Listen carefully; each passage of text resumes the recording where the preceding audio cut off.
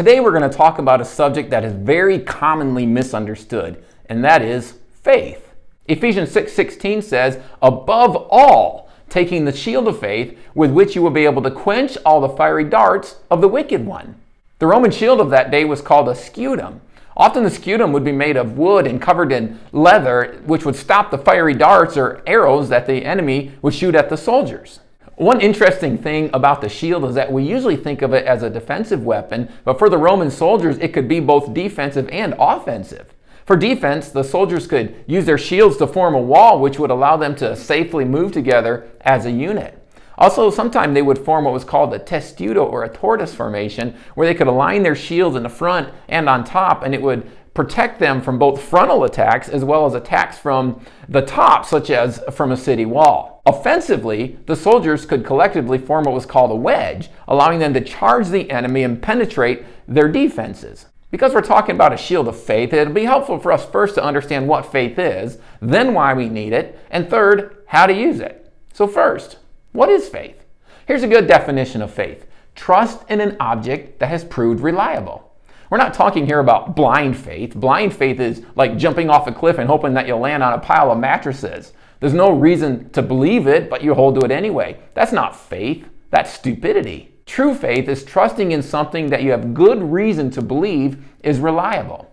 Second, why is faith necessary anyway? Faith is necessary for the Christian because we are under attack.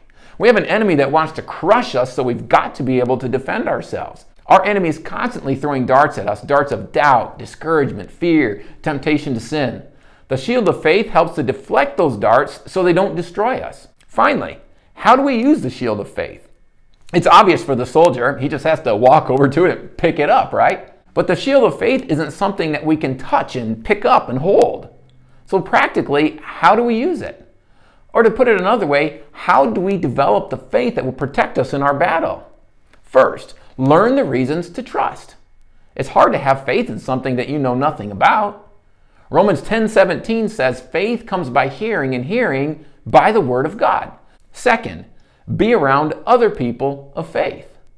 Remember the tortoise formation? It'd be real hard to do that by yourself. Finally, use the shield of faith by exercising your faith. The best way to trust something is to have trusted it before. For example, if you haven't flown in a while, getting on a plane might be a little nerve-wracking. You can't help but think, I just know that this flight is going to be on the news tonight. But after you've gotten on and off a few connections, it just doesn't bother you so much anymore. Well, it was okay last time, so I figure it'll be okay again this time. Let me share just one more thing about faith with you.